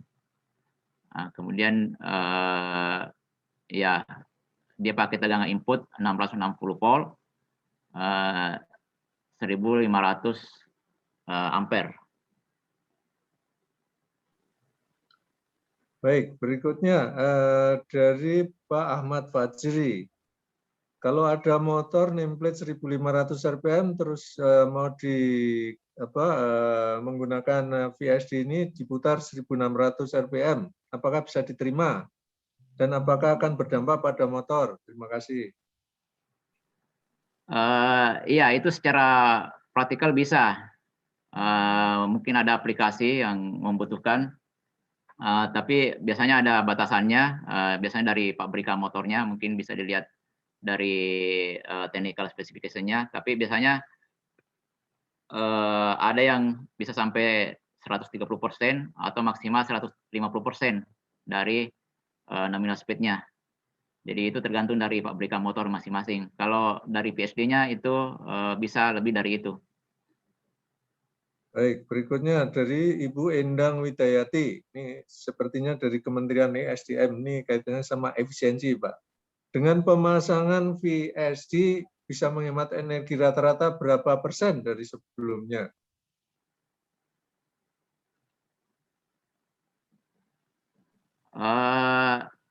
Ya, sebenarnya kalau perhitungannya itu harus sesuai dengan aplikasinya. Jadi yang seperti tadi sudah dijelaskan, untuk aplikasi fan, itu kalau pada saat speed-nya hanya misalnya 63%, itu power yang dibutuhkan cuma 25%. Itu secara gambaran. Cuma tergantung dari operasinya sendiri. Kalau operasinya misalnya membutuhkan lebih dari 63%, otomatis kebutuhan powernya juga akan naik. Jadi kalau perhitungannya mungkin belum pernah kami lakukan. Pernah kami lakukan, tapi bukan di peralatan ini. Jadi itu akan tercapai efisiensi jika speed motornya itu masih di bawah nominal, masih di bawah 80%, itu akan didapatkan efisiensi. Tapi kapan lebih dari 80%, itu ya mungkin sedikit efisiensi yang bisa didapat dari aplikasi variable speed drive ini. Baik, berikutnya dari Pak Budi Santoso. Apa yang melatar belakangi retrofit ini? Tadi aging ya, obsolete. Kalau produk komponen ada yang obsolete, barangkali spare part masih tersedia di warehouse atau masih bisa didapatkan di pasaran. Ada justifikasi tertentu sehingga retrofit ini harus dijalankan. Ya, tadi ya sudah tadi dijelaskan.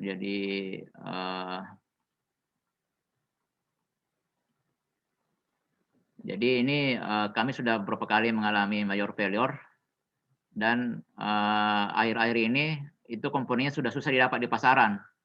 Jadi malah sudah kami cari penawaran kemana-mana, tidak ada yang bisa menawarkan. Kebetulan ada pabrikan lain, pabrik semen juga, yang sudah mengganti peralatannya dia. Itulah yang kami lakukan secara pendekatan, sehingga spare part-nya tersebut bisa kami ambil untuk dipakai di tempat kami. Jadilah itulah beberapa hal yang mendorong kami untuk melakukan retrofit. Baik, berikutnya dari Pak Gunawan Cahyadi. Ini ada beberapa pertanyaan. Kenapa retrofit melulu berbasis ABB? Faktor-faktor apa saja sehingga memilih hanya ABB brand, bukan merek lainnya? Ya, sejauh ini memang kami lebih banyak berhubungan dengan ABB karena ya solusinya lebih artinya lebih fit lah dengan kondisi kami. Kami kurang tahu kalau di pabrikan lain, apakah bisa masuk juga ke sistem ABB yang existing. Yang jelas secara peralatan itu memang mayoritas peralatan tempat kami ABB, sehingga memudahkan untuk spare part-nya bisa disamakan, distandarkan untuk beberapa equipment. Baik, berikutnya dari Pak Gunawan Cahyadi lagi. Apa beda untuk kerja keseluruhan sistem antara di-upgrade dan di-retrofit?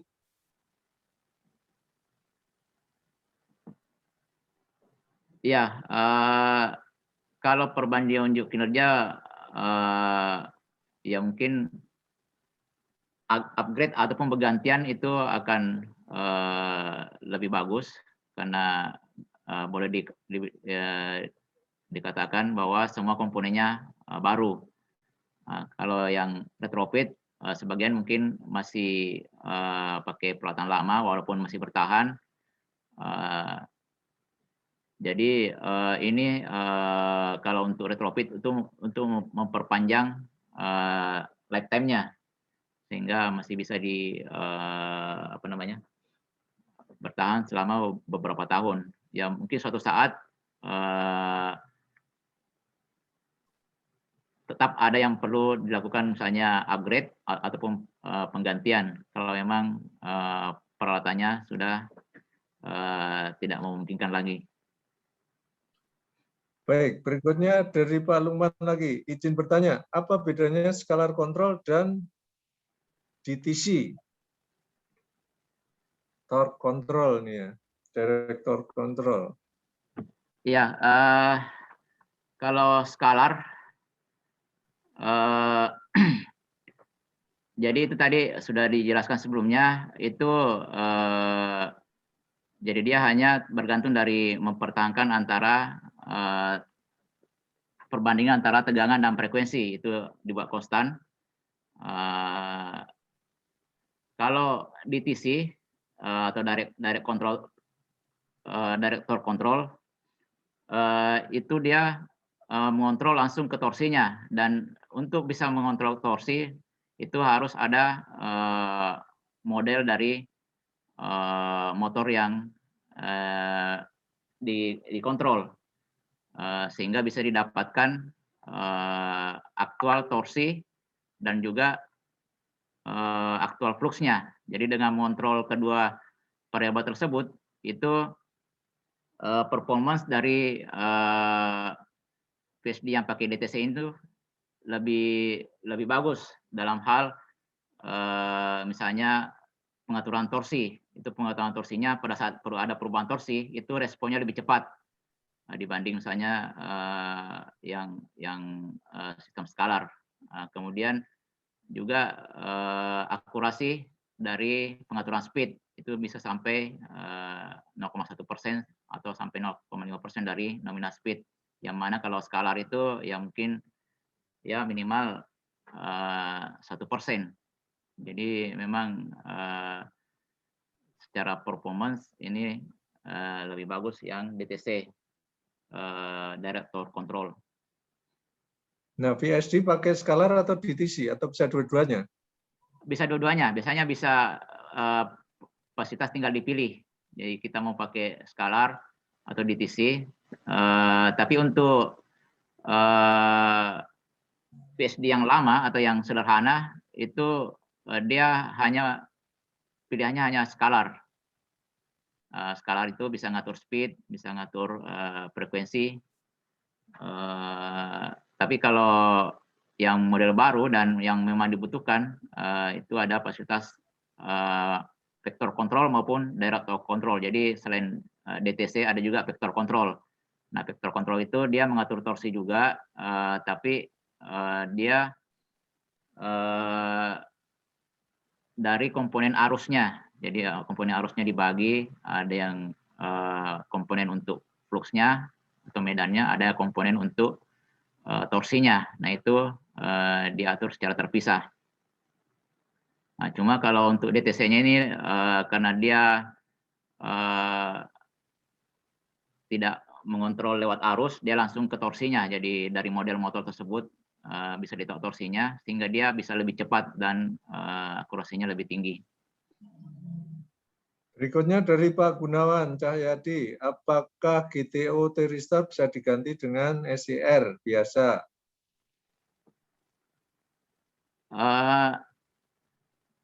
Ya, pada prinsipnya dua-duanya adalah Thyristor. Cuma kalau GTO itu jadi kalau Thyristor secara biasa kan dia kalau sudah di on kan dia akan on terus sampai arus suplainya dihilangkan. Tapi kalau dia tidak bisa hilang sendiri. Nah, kalau yang GTO ini itu di gate-nya itu bisa dibalik sehingga bisa mematikan Thyristornya, di switch off. Jadi kalau SCR dia hanya switch on saja di gate-nya, tapi switch off-nya tidak ada. Jadi tidak bisa saling menggantikan, kecuali kalau memang untuk fungsi lain seperti di rectifier-nya itu kita mau komponen aktif, ya itu bisa pakai di teori Thyristor. Tapi kalau di inverter unitnya itu SCR tidak bisa dipakai di situ. Baik, berikutnya dari Pak Budi Santoso, apakah pada saat retrofit ada unit operasi yang harus shutdown yang menyebabkan terganggunya produksi semen? Ya itu tadi, karena pelaksananya harus shutdown, jadi kami harus tunggu schedule maintenance dari plant. Jadi biasanya schedule maintenance shutdown itu butuh waktu 2 minggu, jadi waktu 5 hari itu cukup untuk kami lakukan pekerjaan retrofit. Baik, berikutnya dari Pak Bagus Irawan Saputra. Apakah ada SPD existing terpasang di sistem sebelum dan sesudah VSD? Apakah ada spesifikasi khususnya?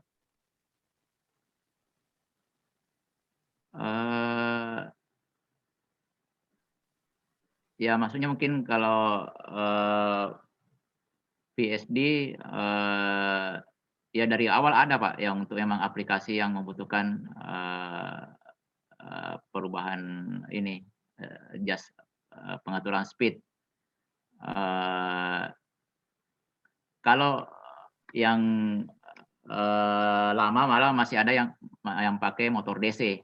Motor DC itu sebenarnya basisnya dari itu adalah basisnya dari variable speed, karena motor DC itu lebih mudah dan pengaturan torsinya lebih bagus. Cuma secara maintenance motor DC itu lebih rumit karena dia suplainya harus tegang DC, kemudian ada karbon brush, komutator segala macam.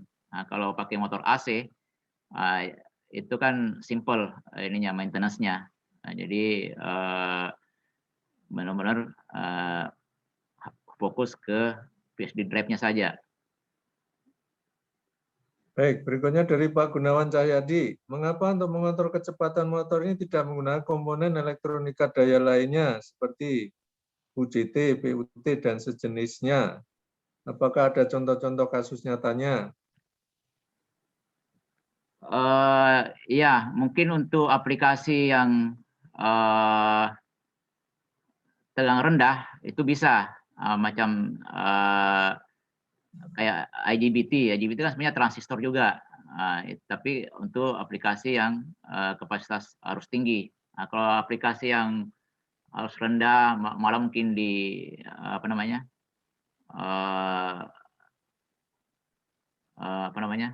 kayak robotik ataupun sejenisnya, ya mungkin saja komponen-komponen tersebut dipakai. Tapi kalau untuk yang kapasitas arus tinggi, nah ini yang umum dipakai, yang IGBT, Thyristor, SCR, dan sejenisnya. Baik, berikutnya dari Pak Arifin. Apakah di plan sudah ada riset impact penggunaan VSD terhadap dan elektronik pada jaringannya?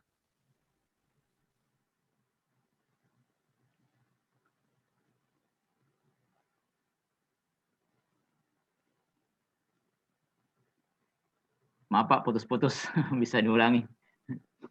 Oh, saya putus-putus ya. Oh, oke. Nih, apakah sudah ada riset tentang dampak penggunaan VSD terhadap peralatan listrik dan elektronik pada jaringannya?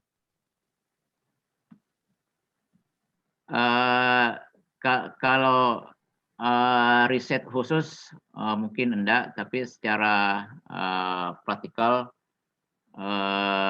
itu akan berpengaruh ke jaringan distribusi listrik, dalam hal dia akan mengurangi arus yang berguna, karena kan harmonik itu kan arus yang tidak berguna, jadi itu pengaruhnya ke situ, ke peralatan lain. Tapi dengan adanya peralatan power factor correction, itu bisa diredam. Baik, ini yang harmonik pertanyaan berarti sudah dijawab ya ini ya, karena masih banyak nih pertanyaannya.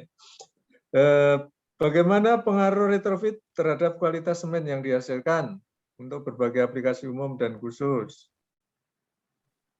Kalau untuk retrofit ini, kalau ke kualitas mungkin tetap sama, tapi pengaruhnya ke reliabilitas operasi. Jadi kalau sebelumnya mungkin sering ada trouble sehingga harus stop, troubleshooting, selesai troubleshooting baru bisa start lagi, ataupun ada kasus di mana peralatan yang di retrofit ini, yang sebelum retrofit itu pengaturan speed-nya itu lambat. Nah setelah di retrofit itu umumnya pengaturan speed-nya lebih bagus. Baik, berikutnya dari Pak Unggul Nugroho, bagaimana cara men-setting kecepatan motor menggunakan VSD ini? Apakah manual atau dengan menggunakan controller secara otomatis? Jadi pengaturan speed ini, kalau untuk pengetesan itu bisa manual dari panel langsung. Tapi kalau untuk operasi itu disetting dari DCS. Jadi DCS yang kasih set point ke PSD-nya, speed berapa yang diminta, nanti PSD-nya akan mengikuti dan memberikan feedback ke DCS. Sebagian besar aplikasinya di DCS itu mungkin masih open loop, jadi setting speed langsung yang disetting ke drive-nya, nanti drive-nya mengikut. Kalau ada beberapa aplikasi juga yang sistem closed loop, jadi dia bergantung dari variabel proses, misalnya ada setting flow yang harus dicapai sekian, nah flow itulah yang diubah set point-nya, nanti speed dari peralatan yang akan mengejas sehingga flow tersebut bisa dicapai. Baik, berikutnya dari Pak Gunawan Jayadi, bagaimana efek pembebanan motor sebelum dan sesudah retrofit? Apakah ada data-data percobaan yang telah diuji kebenarannya? Apakah konsep retrofit juga bisa digunakan untuk lift control? Sekalian. Ya tentu bisa untuk berbagai aplikasi. Cuma harus dilihat dulu dari peralatan existing dengan peralatan yang available di pasaran ataupun dari vendornya. Kalau riset secara khusus belum ada untuk pengaruh dari ini, karena mungkin harus ada alat tertentu. Nah kalau untuk kasus di ACS 880 ini itu ada software namanya Drive Composer, itu diinstal di laptop, kemudian dikonek ke drive-nya. Nah dari situ semua bisa di parameter-parameter bisa dimonitor secara online. Tanpa itu kami hanya bisa memonitor di display-nya itu, tapi dalam bentuk angka numerik, bukan dalam grafik. Baik, berikutnya ini dari Pak Sukrin Harahap. Berapa speed motor maksimal yang dapat dikontrol oleh VSG? Tadi ya, berapa persen tadi ya? Iya, mungkin sudah dijelaskan tadi. Ya, biasanya kalau untuk kebutuhan aplikasi yang umumnya adalah ya maksimum 100%. Nah, cuma mungkin ada beberapa aplikasi khusus yang mana mungkin desain awalnya tidak mencukupi sehingga masih harus dipercepat lagi putarannya melebihi dari nominalnya seperti tadi dari 1.500 ke 1.600. Baik, berikutnya dari Pak Budi Santoso, ini masih tentang brand ABB. Barangkali ada alasan tertentu tidak memilih ABB dan beralih ke Schneider. Ini saya potong aja pertanyaannya ini. Belakangan menggunakan brand Schneider soalnya ini pertanyaannya. Ya, kami juga sebenarnya ada alat yang pakai Schneider, tapi itu supply terpisah, artinya dari supply dari proyek yang berbeda. Ya, kalau sebenarnya mau dibandingkan ya, ya mungkin secara apa namanya, market mungkin Schneider belum terlalu banyak kalau di industri semen. Yang banyak itu ABB dan Siemens. Kalau untuk kapasitas yang besar, kalau yang untuk yang kecil-kecil ya mungkin ya ada juga. Baik, berikutnya ini dari Pak Gunawan ini tentang faktor daya. Tadi juga sudah dijelaskan ya, rata-rata 0,9 ya dijaganya ya. Iya, kalau di plan 1, kalau di plan 2 malah kami bisa dapat 0,95. Oke, baik. Berikutnya dari Pak Ketut Wiryajati. Izin bertanya, pada industri pariwisata penggunaan VSD sangat mendukung dan dapat meredam bising yang diakibatkan oleh suara mesin induksi, mesin cooling tower. Apakah ada data redaman noise yang dapat diredam akibat pemasangan VSD? Terima kasih. Ya, mungkin tadi noise yang dimaksud di sini adalah noise listrik, Pak. Kalau noise suara ya mungkin itu aplikasinya ke fisika bangunan barangkali itu, Pak. Ya, oke. Berikutnya Pak Gunawan Cahyadi ini, mengapa kapasitor bank banyak menggunakan kapasitor jenis elektrolit? Dapatkah diganti dengan kapasitor umum non polarized?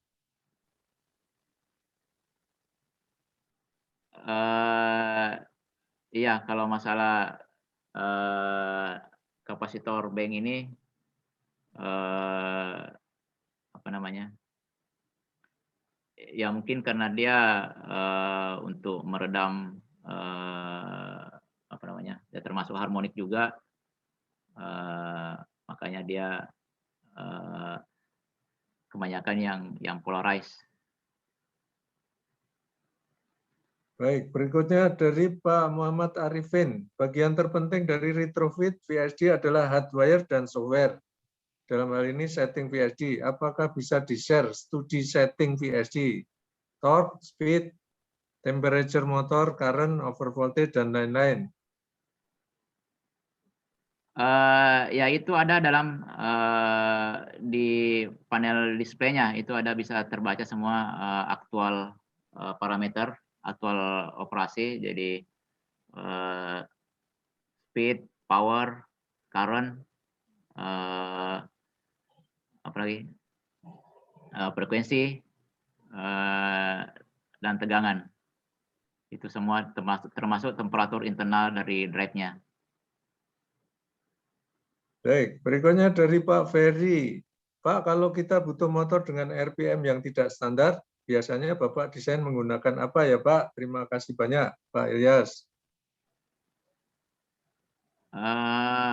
RPM yang tidak standar, ya maksudnya kalau motor itu kan sebenarnya biasanya sudah fix ininya, desain speednya di nameplate-nya untuk nominalnya. karena dia bergantung dari konstruksi dari motornya.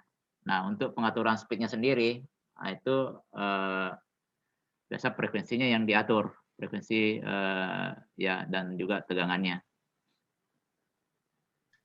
Baik, berikutnya dari Pak Gunawan Cahyadi. Bagaimana dengan tampilan depan konsol box casing terhadap kebutuhan retrofit ini? Apa diperlukan modifikasi tambahan tombol-tombol pengatur dashboard? Iya, kalau itu diganti Pak, diganti. Jadi itu displaynya itu dan keypadnya itu sudah beda karena dia harus connect ke kontrol modul yang baru. Jadi itu otomatis diganti. Baik, bagaimana dapat dibandingkan antara penggunaan AC motor dan DC motor terhadap kualitas semen yang dihasilkan, tingkat kehalusannya? Iya, kebetulan di tempat kami untuk tunnel putih atau kiln untuk plan 1 itu masih pakai DC motor. Nah, kalau plan 2 itu sudah pakai AC motor. Nah, yang plan 1 masih pakai DC motor dulu mungkin karena teknologi untuk AC motor belum ada ya yang bisa menyamai termasuk untuk variable speed-nya. Tapi untuk line 2 ini kami sudah pakai AC motor dan secara operasi dan juga mungkin kualitas itu sama saja, Pak. Sama saja, oke. Berikutnya, sebaiknya di semen plan itu di mana dipasang kapasitor bank? Apakah lebih dekat ke beban ataukah lebih dekat ke suplainya? Terpusat atau sebaiknya terdistribusi? Ya, memang ada pilihan untuk terpusat.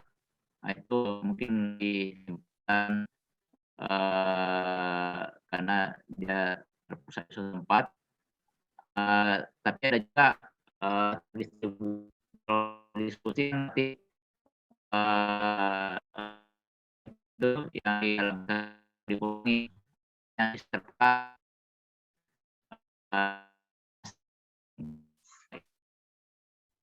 Suaranya putus-putus ini tadi Pak, tempat saya nggak tahu, hanya tempat saya aja ini. Mudah-mudahan. Ini pertanyaan terakhir Pak. Masih dengar ya Pak? Wow, ini Pak Ilyasnya aja sampai mental ini. Kita tunggu sebentar.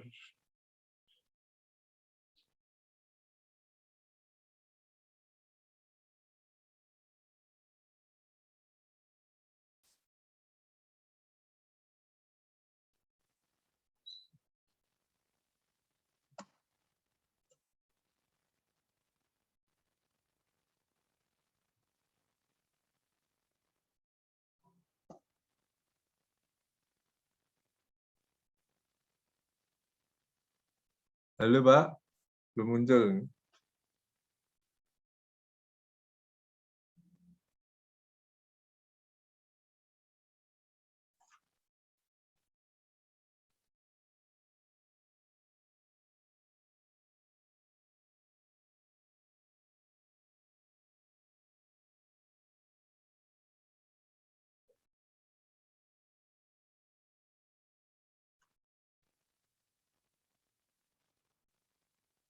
Oh ini ada, ini Pak. Sudah muncul lagi ya Pak?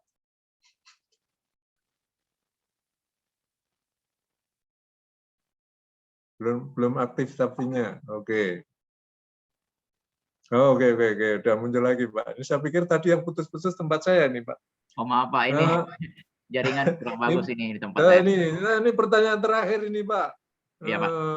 Ini tentang ini dari Pak Gunawan Cahyadi ya. Ini komunikasi datanya masih bersifat serial. Apakah tidak memperlambat transfer data antara modul-modul kontrol yang ada sehingga secara keseluruhan mempengaruhi kendali kecepatan motor?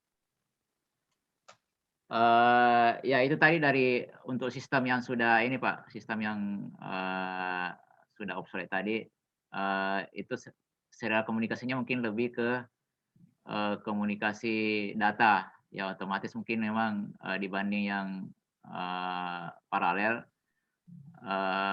itu lebih lambat. Tapi kalau untuk pengontrolan speed-nya itu rata-rata direct, jadi artinya simultan. Kalau untuk data, misalnya status feedback ke DCS, ya mungkin itu masih pakai protokol yang seperti Profibus ataupun Modbus, ataupun dalam hardwiring itu juga lebih cepat. Malah kalau misalnya pakai Profibus itu ya kadang lambat. Lambat ya Profibus. Bukannya Profibus juga sudah Profibus Ethernet, Modbus Ethernet juga mestinya kecepatan transfer datanya juga tinggi ya, yang teknologi baru. Iya, itu kalau tergantung juga dari banyaknya data, karena biasanya banyak data yang dikirim secara bersamaan dalam satu line. Itu tergantung juga dari kapasitas dari ininya. Cuma kalau untuk kontrol memang biasanya lebih dipilih yang direct. Kalau closed loop kan udah langsung lokal, closed loop kan langsung dari VSD-nya, motor VSD aja itu kan ya? Iya ya, di internalnya Pak, di internalnya. Kalau untuk ke supervision sistemnya macam DCS, ya itu memakai protokol Profibus, yang ada, Modbus. ya Profibus, Modbus atau hardwire. Ya. Baik, ini jamnya udah 17.34, udah lewat, dan mohon maaf nih kalau di Sulawesi udah malam ini ya Pak. Iya Pak. Sekali lagi saya atas nama Badan Kejuruan Teknik Fisika BII mengucapkan banyak terima kasih pada Pak Muhammad Ilyas yang sudah menyampaikan materi presentasi dan pertanyaan yang luar biasa. Pak, ini sekarang yang gabung acara ini banyak dan pertanyaannya sangat banyak. Ini tadi juga komentarnya ini sangat berterima kasih pada Pak Muhammad Ilyas ini ya, yang masalahnya sangat praktis, banyak kasus-kasus yang ada di industri itu. Ya, jadi ini tadi pertanyaannya aja udah lebih dari 1 jam, ini tadi lebih dari 70 menit. Luar biasa. Jadi senang sekali ini ketemu sama kawan-kawan yang sudah mulai saling benar-benar sharing. Pak. Terima kasih Pak Ilyas. Ya Pak, terima kasih pada Pak Wijaya yang sudah menyampaikan statement, dan juga terima kasih pada ibu-ibu dan bapak-bapak sekalian yang bergabung pada acara webinar BK Teknik Fisika ini. Kita ketemu lagi minggu depan ya, Selasa Rabu seperti biasa. Mohon maaf kalau ada yang kurang berkenan, tetap disiplin mengenakan menggunakan protokol kesehatan. Mudah-mudahan kita dijauhkan dari COVID-19 dan mudah-mudahan pandemi segera berakhir. Kita bisa melakukan kegiatan seperti biasanya. Terima kasih. Wassalamualaikum warahmatullahi wabarakatuh. Selamat sore. Sampai jumpa lagi. Terima kasih.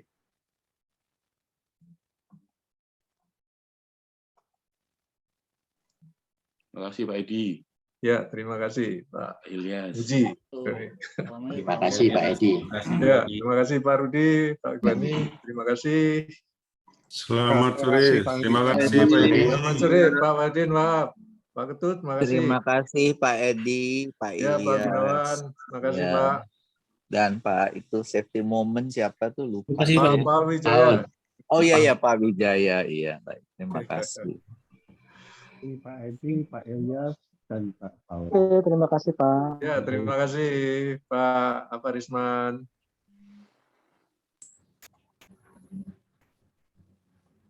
Izin live Pak Edi. Ya, terima kasih Pak Rudi.